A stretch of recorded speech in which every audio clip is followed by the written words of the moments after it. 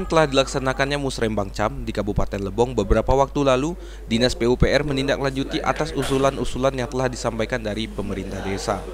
Dalam Musrembang Cam itu sendiri, Dinas PUPR mengatakan bahwa untuk desa yang mengusulkan beberapa program kegiatan, baik kegiatan infrastruktur, baik di bidang pendidikan maupun bidang kesehatan, hanya dapat diakomodir satu desa satu kegiatan.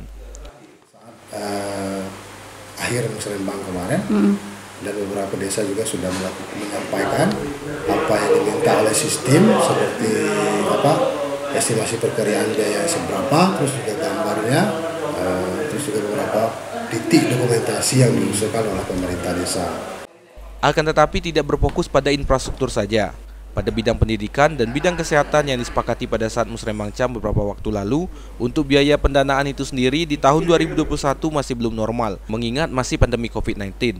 Tentu ini juga berdampak pada sistem pendanaan. Dari Menteri Keuangan bahwa untuk dana DAU itu sebesar 8% yang akan dialihkan ke penanganan COVID dan DID 30%. Kabid Bina Marga itu sendiri berharap proposal-proposal yang sudah diajukan ke pusat ada tindak lanjut dari pusat, sehingga nanti beberapa program kegiatan yang diusulkan pemerintah desa melalui pihak kecamatan kemudian akan diakomodir oleh Dinas PUPR. Dari Tubei, Widya Susanti, Lebong TV melaporkan.